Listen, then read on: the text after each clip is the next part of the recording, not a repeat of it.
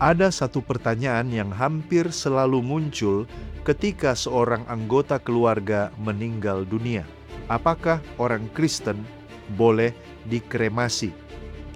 Sebagian orang berkata, tidak boleh, tubuh harus dikuburkan. Yang lain berkata, tidak masalah, Tuhan tetap sanggup membangkitkan orang mati. Lalu muncul pertanyaan lain yang lebih dalam. Kalau tubuh dibakar menjadi abu, bagaimana nanti dibangkitkan? Apakah kebangkitan tubuh berarti tubuh yang sama akan disusun kembali? Apakah orang yang meninggal di laut, dimakan binatang buas, atau menjadi abu karena bencana akan kehilangan kesempatan untuk dibangkitkan? Pertanyaan-pertanyaan ini bukan sekedar persoalan cara pemakaman. Di baliknya, ada satu doktrin yang sangat penting dalam iman Kristen, yaitu kebangkitan tubuh. Pada episode ini kita akan membahas 3 pertanyaan besar. Apa itu kebangkitan tubuh? Apakah orang Kristen boleh dikremasi? Dan kapan kebangkitan itu akan terjadi menurut Alkitab? Mari kita gali bersama.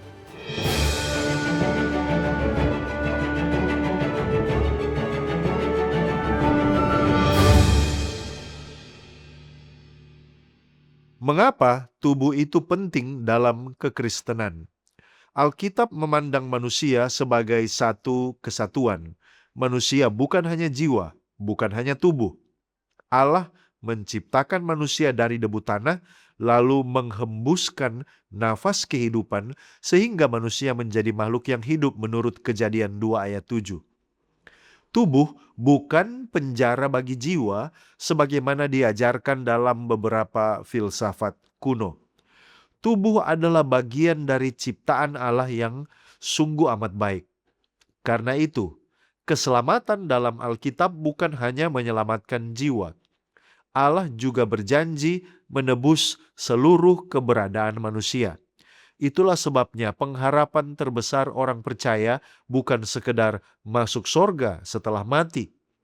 Pengharapan terbesar adalah kebangkitan tubuh ketika Kristus datang kembali. Apa itu kebangkitan tubuh? Seringkali orang membayangkan kebangkitan sebagai tubuh lama yang diperbaiki sedikit demi sedikit. Namun Alkitab menggambarkannya jauh lebih mulia. Dalam 1 Korintus 15, Paulus menjelaskan bahwa tubuh yang sekarang bersifat fana, dapat binasa, lemah, dan dapat sakit, akhirnya mati. Tetapi pada waktu kebangkitan, Allah memberikan tubuh yang tidak dapat binasa, mulia, penuh kuasa, dan tidak lagi dikuasai oleh kematian. Bahkan Paulus memakai ilustrasi sebuah benih. Benih yang ditanam tidak sama persis dengan tanaman yang tumbuh. Ada kesinambungan identitas. Tetapi ada transformasi yang luar biasa. Demikian pula tubuh kebangkitan. Ini bukan sekedar tubuh lama yang diperbaiki. Ini adalah tubuh yang dipermuliakan. Tubuh yang bebas dari dosa.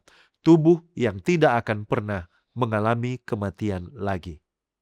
Pertanyaan selanjutnya, kapan orang percaya mengalami kebangkitan?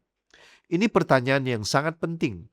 Alkitab memberikan jawaban yang jelas dalam 1 Tesalonika 4 ayat 16-17. Sebab pada waktu penghulu malaikat berseru dan sangkakala Allah berbunyi, Tuhan sendiri akan turun dari sorga dan mereka yang mati dalam Kristus akan lebih dahulu bangkit. Perhatikan urutannya. Kristus datang, sangkakala berbunyi, orang percaya yang telah meninggal dibangkitkan, kemudian orang percaya yang masih hidup diubahkan. Jadi, kebangkitan bukan terjadi satu persatu setiap kali seseorang meninggal. Kebangkitan besar orang-orang benar terjadi pada saat kedatangan Kristus yang kedua kali. Inilah pengharapan yang terus dipegang oleh gereja mula-mula. Lalu pertanyaannya, bagaimana dengan orang yang dikremasi? Ini adalah pertanyaan utama. Apakah kremasi menghalangi kebangkitan? Jawabannya adalah tidak. Mengapa? Karena kuasa kebangkitan tidak bergantung pada keadaan tubuh manusia. Kuasa kebangkitan bergantung kepada Allah. Mari pikirkan sejenak. Sepanjang sejarah, ada orang yang meninggal di laut, dimakan binatang, terbakar dalam kebakaran, hancur karena perang, menjadi debu selama ribuan tahun. Apakah Allah kehilangan kemampuan membangkitkan mereka? Tentu tidak. Allah yang menciptakan manusia dari debu tanah tentu sanggup membangkitkan manusia sekalipun tubuhnya telah kembali menjadi debu. Kuasa kebangkitan bukan persoalan materi. Kuasa kebangkitan adalah karya Sang Pencipta. Lalu, mengapa orang Kristen selama berabad-abad lebih memilih penguburan? Walaupun Alkitab tidak pernah mengatakan bahwa kremasi membuat seseorang kehilangan keselamatan, tapi kita juga harus jujur melihat pola Alkitab. Baik dalam Perjanjian Lama maupun Perjanjian Baru, umat Allah hampir selalu dikuburkan. Abraham dikuburkan, Sarah dikuburkan, Yakub dikuburkan, Musa dikuburkan oleh Allah, Lazarus dikuburkan, Stefanus dikuburkan, bahkan Yesus sendiri dikuburkan sebelum kebangkitannya. Penguburan menjadi gambaran yang indah tentang pengharapan. Paulus berkata bahwa orang percaya ditaburkan seperti benih yang suatu hari akan dibangkitkan. Karena itu, secara historis, banyak orang Kristen memilih penguburan sebagai simbol iman akan kebangkitan. Bukan karena Allah tidak mampu membangkitkan orang yang dikremasi, melainkan karena penguburan lebih lengkap menggambarkan pengharapan Alkitab. Jadi, bolehkah orang Kristen dikremasi? Jawabannya perlu diberikan dengan hati-hati. Alkitab tidak memberikan larangan eksplisit terhadap kremasi. Tidak ada ayat yang mengatakan bahwa orang yang dikremasi tidak dapat dibangkitkan. Namun, Alkitab juga memperlihatkan bahwa penguburan merupakan praktek yang paling umum di kalangan umat Allah dan selaras dengan simbol kebangkitan.